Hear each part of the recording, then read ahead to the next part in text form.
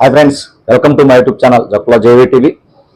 గత 4-5 రోజుల నుంచి ఆకాశం మేఘామృతం అయి ఉండటం అయితేనేమి, వర్షాలు పడటం అయితేనేమి ఇప్పటికే ఇబ్బందులు ఎదుర్కొంటున్నటువంటి రైతాంగాన్ని ఇంకొంచెం ఇబ్బందులకు నెట్టేస్తుంది. గత కొన్ని రోజుల నుంచి అనుకోకుండా కుడుతున్నటువంటి వర్షాలకి ఇప్పటికే పంట కోతకు వచ్చినటువంటి వరి పంట కోత కోయడానికి ఇబ్బందిగా మారింది. అలానే కోసిన ధాన్యాన్ని కూడా అమ్ముకోవడానికి ఇబ్బందికర పరిస్థితులు ఎదురవుతున్నాయి. ఈ యొక్క వాతావరణాన్ని ఆశగా చూపించేసి, ఇది సాగుగా చూపించేసి మద్దతు ధర తగ్గించేశారు, వడ్లకి ధర తగ్గించేశారు. వాటిని ఆ వంతునే బస్తాలు పట్టేద్దామన్నా ఎంతో కొంత నిమ్ముంటం వలన అవి కూడా కుప్పగా ఉంటేనేమో ఆవిరి వస్తున్నాయి. బస్తాలు ఎత్తడానికి అవకాశం లేదు, ఆరబోయటానికి సరైనటువంటి సౌకర్యాలు కానీ పట్టలు కానీ లేని పరిస్థితి ఈ రోజున వరి రైతు ఎదుర్కొంటున్నారు. ఇక మిర్చి రైతు పరిస్థితి అయితే చెప్పక్కర్లేదు. ఇప్పటికే తీవ్రంగా నష్టాలులో ఉన్నటువంటి మిర్చి రైతుని ఈ వర్షాలు ఇంకా ఇబ్బందులకు నెట్టేస్తున్నాయి.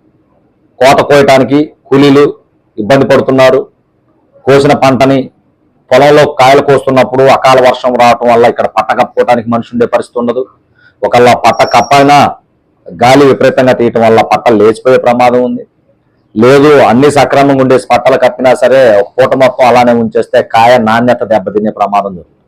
ఇలా ఈ వర్షం వల్ల పూర్తిగా మునిగిపోయే ప్రమాదం లేదు, కానీ నష్టాన్ని కనిపించకుండా చేస్తుంది రైతుకి. గత కొన్ని సంవత్సరాలు బట్టి చూస్తున్నాం రైతుల పరిస్థితి ఎలా ఉంటుందంటే, అకాల వర్షాలు, ఈ వర్షాలు చూసే వాళ్ళకి 5 నిమిషాల గద పడిపోయింది, 10 నిమిషాల గద పడిపోయింది అని చెప్పేసి అనుకుంటారు. కానీ ఆ ఉన్న పంట మీద చాలా ప్రభావం చూపిస్తుంది.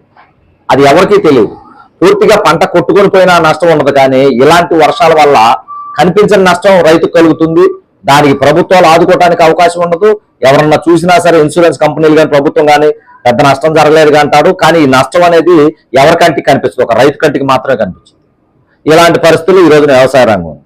నిజంగా ప్రకృతికి రైతుకి ఏం గుణపాఠం చెప్తుందంటే, ప్రకృతి నేను అనుకోవటం, ఎందుకురా బాబు మిమ్మల్ని ఎటు సమాజం పట్టించుకోవట్లేదు, ప్రభుత్వాలు పట్టించుకోవట్లేదు, ఇంకా ఎవరి కోసం మీరు వ్యవసాయం చేస్తున్నారు, మీరు వ్యవసాయం మానుకోమంటే ఎటు మానుకోవట్లేదు, కాబట్టి నేనే మిమ్మల్ని ఈ రకంగా నాశనం చేస్తే మీరు మెలకొండ ఇంట్లో కూర్చుంటారన్న ఉద్దేశంతో చేస్తుందేమో అని నాకు భావన కలుగుతుంది.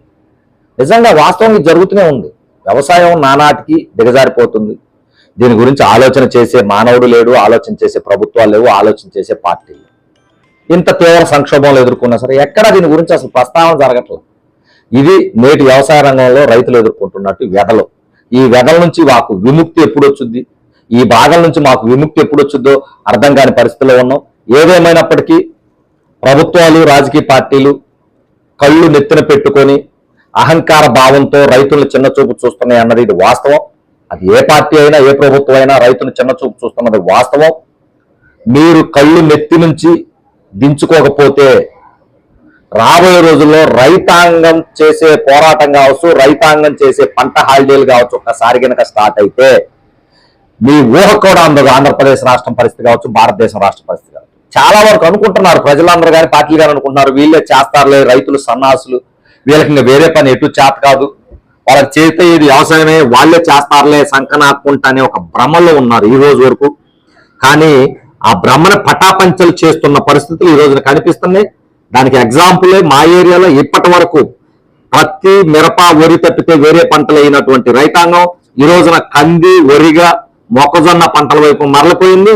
రాబోయే రోజుల్లో ఈ వాణిజ్య పంటలకు పూర్తిగా స్వస్తి పలికేసి ఏదైతే చిన్న తరహా పంటలు ఉన్నాయో ఆ పంటలు కనుక సాగు చేయటం మొదలు పెట్టామంటే మీ ఊహకి అందని నష్టం ఆంధ్రప్రదేశ్ రాష్ట్రంలో జరుగుతుంది. కాబట్టి ఎప్పటికైనా సరే రైతాంగాన్ని ఆదుకోవడానికి ప్రతి ఒక్కరూ ముందుండాలని చెప్పేసి కోరుకుంటూ, నా వీడియో చూస్తున్న ప్రతి ఒక్కరూ తొడలు చూడటానికి లేకపోతే వేరే చూడటానికి అశ్లీలత చూడటానికి ఇష్టపడుతున్నటువంటి జనాభా మొత్తం కూడా రైతాంగాన్ని కనుక మీరు కాపాడటం చేయకపోతే అవి చూడటానికి కూడా మీ ఒంట్లో ఓపిక ఉండని పరిస్థితి ఈ రోజు ఏర్పడుద్ది రాబోయే రోజుల్లో అన్నది గుర్తుంచుకోవాలని చెప్పేసి కోరుకుంటూ, ఏదేమైనప్పటికీ నేను చేస్తున్నటువంటి రైతాంగాన్ని కాపాడాలనే ప్రయత్నంలో, ఈ పోరాటంలో అందరూ మనస్ఫూర్తిగా భాగస్వాములు అవ్వాలని చెప్పేసి కోరుకుంటూ, ఆ వీడియో చూస్తున్న ప్రతి ఒక్కరూ నా యూట్యూబ్ ఛానల్ సబ్స్క్రైబ్ చేయండి. మా రైతు బాధల సమస్యలు మేము ముందుకు తీసుకొని వస్తున్నాం. వాటిని కనీసం ప్రభుత్వాల దృష్టికి కానీ ప్రజలు కానీ ఒకసారి చూసి వాటి పరిష్కారాల దిశగా ముందుకెళ్లాలని చెప్పేసి కోరుకుంటూ, జై జవాన్ జై కిసాన్.